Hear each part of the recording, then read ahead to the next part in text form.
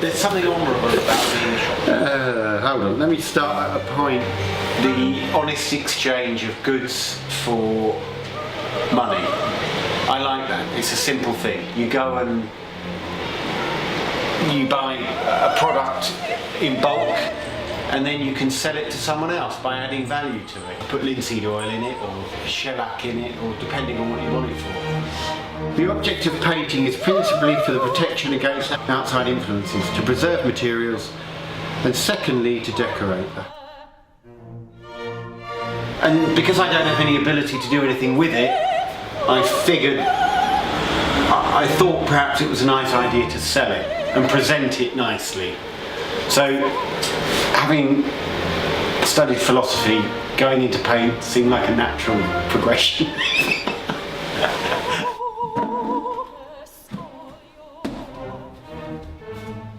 If someone were to ask what is paint, paint's made up of three principal ingredients. You have the pigment, which is no good on its own. If you take the pigment, you've got a dry, intense colour. But you need a way to bind it. So you put in something like linseed oil.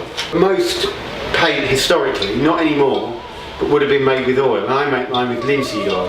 So you put pigment into here by grinding it until you get a sort of pulp, and then you'll loosen it, which is where you use a solvent, which is actually what solvent means. It means to loosen. So you put in some turpentine, and this breaks it down a little bit to make it easy to apply. Means should be taken to render it as far as possible dust-proof, and that a supply of water be laid onto a sink and for washing purposes. A mixing bench will be required upon which to mix the paints.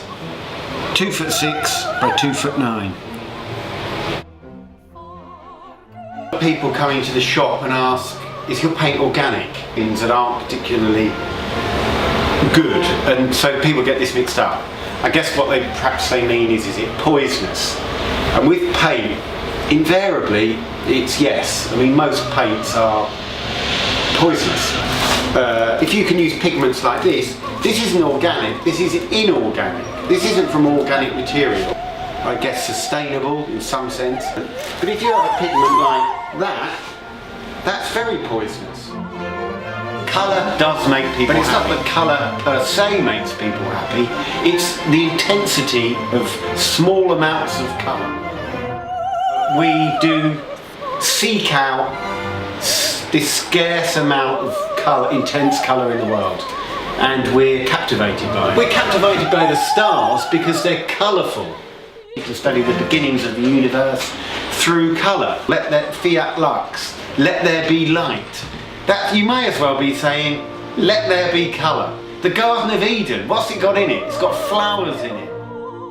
The fact is, that catches your eye. That catches a child's eye. That's why we make toys for children in red. That's why sweets are pink and blue. You put sprinkles of colour in the world. And why do you do it? It's all about happiness. The pursuit of colour is the pursuit of happiness.